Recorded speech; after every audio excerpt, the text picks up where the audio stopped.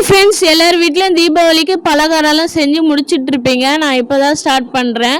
குலோப்ஜாம் செய்யலான்னு சொல்லிட்டு எம்டிஆர் பிராண்ட்லேருந்து குலோப்ஜாம் mix buy one get one ஆஃபரில் தான் வாங்கிட்டு வந்திருந்தேன். ஓப்பன் பண்ணும்போது பால் பவுடர் ஸ்மெல்லு செம்மையாக இருந்தது. சரி, சீக்கிரமாக ரெடி பண்ணி சாப்பிட்டோன்னு ஆர்வத்திலே நானுமே ரெடி பண்ணிகிட்டு இருந்தேன். ஃபஸ்ட்டு ஜீரா வாட்டர் தான் ரெடி பண்ணிக்கிட்டேன். 1 கிளாஸ் சுகர்னால் 1 கிளாஸ் வாட்டர் ஆட் பண்ணி ஸ்மெல்லுக்காக ஏலக்காய் போட்டுக்கிட்டேன். ஜீரா கட்டியாகாமல் இருக்கிறதுக்கு லைம் ஜூஸ் தான் ஊற்றிக்கிட்டேன்.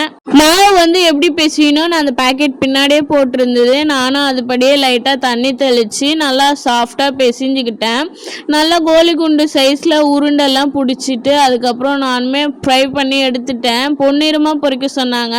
நான் எனக்கு தெரிஞ்ச அளவுக்கு பொரித்து வச்சுக்கிட்டேன். அப்புறம் எல்லாமே ரெடியான பிறகு ஜீராவில் போட்டேன். எண்ணெயில் போடும் போது தான் நம்ம உருண்டெல்லாம் நல்லா விரிசல் விட்டு வந்திருந்தது அப்படின்னு ஒரே சோகமாக இருந்தேன். அப்புறம் பார்த்தீங்கன்னா நல்லா விரிசல் விடாமல் ஜீராவில் முக்கி சாஃப்டாகவே இருந்தது.